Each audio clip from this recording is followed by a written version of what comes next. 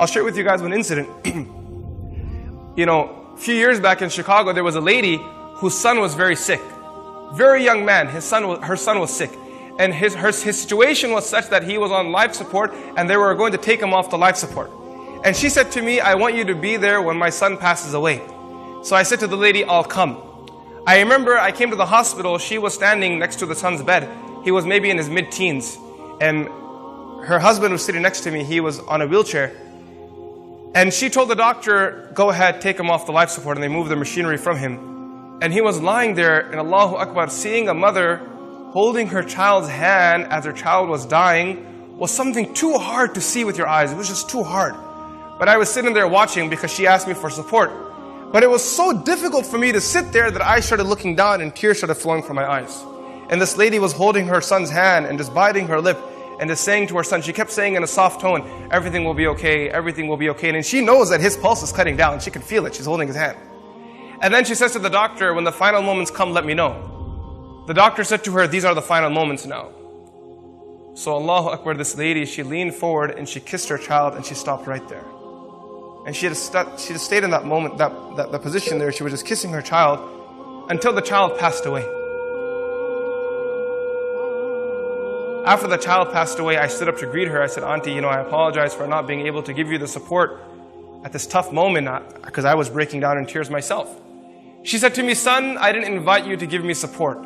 For that I have Allah. I've learned that through the years. The only one you can rely on is Allah.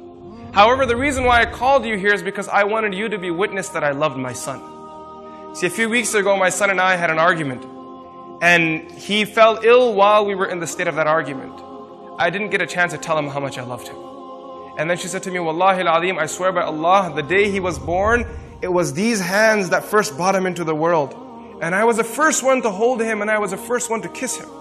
And today when he left the world, I wanted you to be witness that I was the last one to hold him and I was also the last one to kiss him. See, sometimes you forget about your connection, the heat of the moment, you get distracted. But can you ever break the relationship of a mother and a child? I mean, this mother is kissing her child after the child is dead. He's gone. He's left the dunya. You know, he's no longer even existent. Before he was born, the mother was carrying the child in her womb. Before he was even in existence, he was in the womb. He was something, maybe nothing. And the mother is still holding that stomach and she's talking to the baby, she's smiling at the baby, she's already planning her dreams with the baby. Likewise, as much as your mother loves you, Allah subhanahu wa ta'ala loves you 99 folds more than that. No matter how much your mother loves you, and there are mothers sitting here and they can't even express their love for their kids. They can't put it in words. It's impossible. It's one of those relationships, it's a feeling. It's, you know, the Layla and Majnun couldn't express their love for each other. You know, Romeo and Juliet couldn't express their love for each other. Ask any mother, can the love of Romeo and Juliet ever match your love for your child? And the mother will say, Romeo and Juliet are amateurs. We're the pros. And if you think you're the pros, Allah subhanahu wa ta'ala is beyond you. 99 folds more than that. إلهي